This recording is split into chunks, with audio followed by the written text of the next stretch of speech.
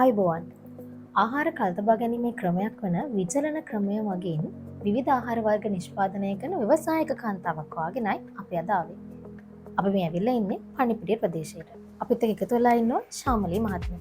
අයිබෝන් ශාමලී මහත්මිය. අයිබෝන්. ශාමලී මහත්මිය ඔබතුමියගේ ව්‍යාපාරය ගැන අපිට පොඩි හැඳින්වීමක් කරන්න.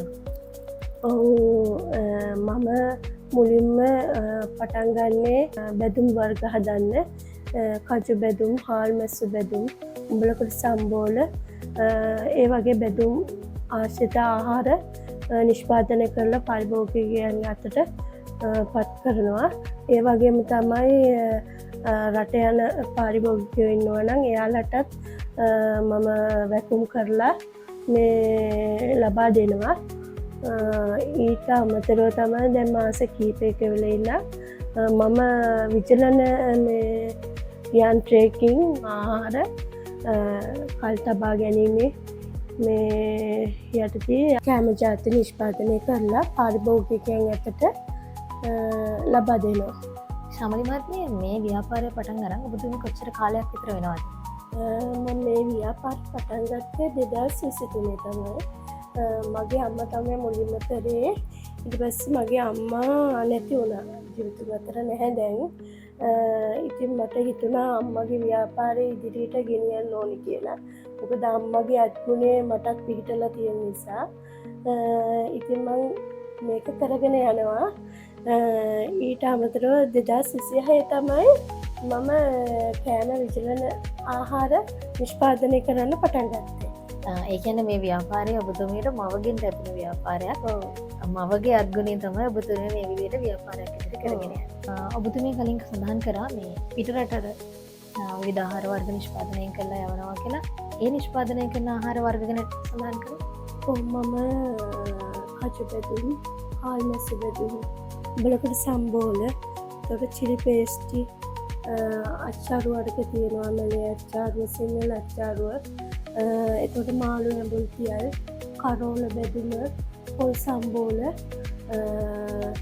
මගේ පාරිභෝගිකයා ඉල්ලන දේ මම එයාලට සපයනවා. ඔයාලට පේනවා ඇති මේ තියෙන්නේ මෙතුමිය අතින් නිර්මාණය වෙච්ච නිෂ්පාදන ආහාර කල් තබා ගැනීමේ ක්‍රමය යටතේ විචලන ක්‍රමය මගින් නිෂ්පාදනය වෙච්ච ආහාර තමයි මෙතන තියෙන්නේ. ශාමලී මහත්මිය මේ වෙලාවේ මගේ අතේ නිෂ්පාදන කීපයක් තියෙනවා. අපි පොඩ්ඩක් බලමු මේ මොනවද කියලා. මේ නිෂ්පාදන ඔය ඇවිල්ලා වරකා විචලනය කළා. ගොඩක් ඔය කේක් හදනයට ගොඩක් ප්‍රයෝජනවත් වෙනවා. වරක පොඩියට කපල කේක් හදන්න පුළුවන්. එතකොට මේ නිෂ්පාදනය ඔය ඇවිල්ලා අමු අඹ එක්ක මිදිස්කුඩු ගම්මිදිස්කුඩු ලුණුකුඩු දාලා තමයි විචලනය කරලා තියෙන්නේ. ඕකෙන් අපිට හදන්න පුළුවන් කියන්නේ අච්චාරුවක් වගේ හදාගන්න කන්නත් පුළුවන්.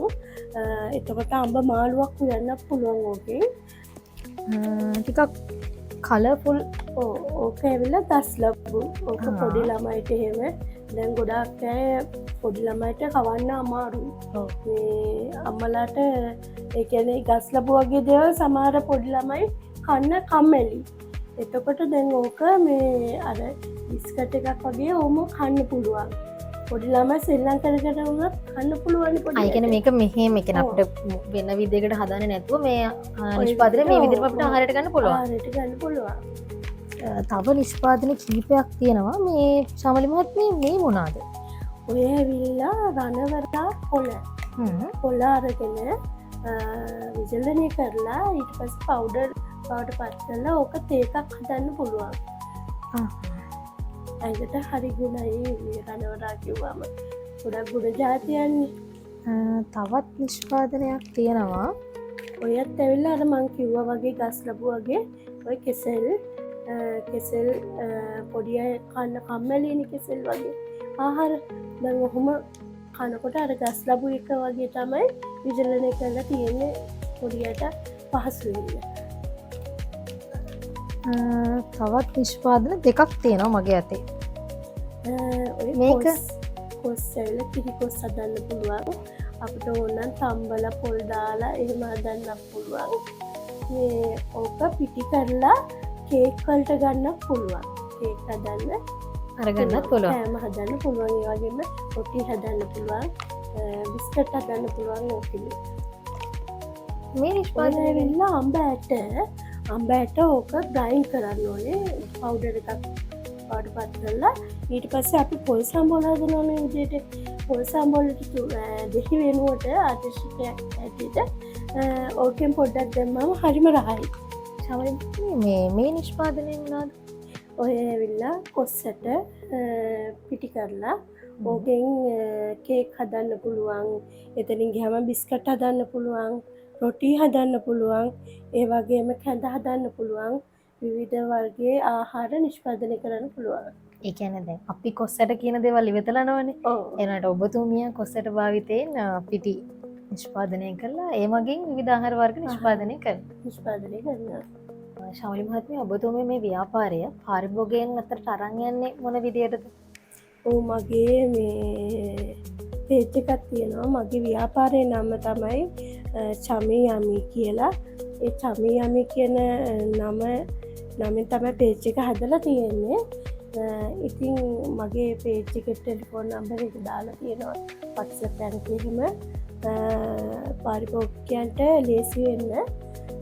ඉතින් මගේ WhatsApp අංකය කියනවා නම් 076යි 56යි 89යි 570.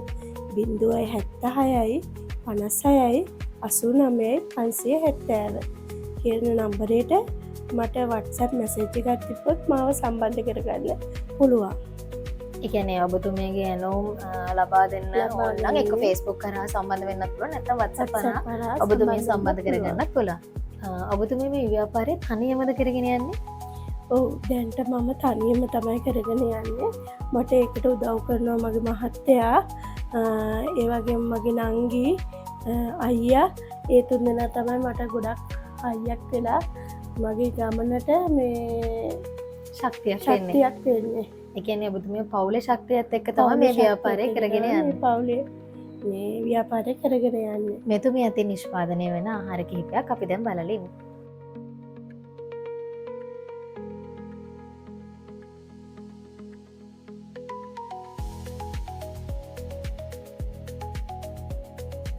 අද හැදුවේ මේ උඹලකට සම්බෝල. මේකට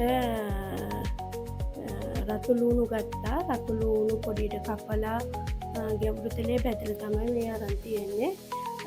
උඹලකට දැම්මා දෙහි, සීනි, ලුණු, කෑලි මිරිස් කුඩු දාලා තමයි මේ කවලම් කරලා මේ උඹලකට සම්බෝලයක් හදලා තියෙන්නේ.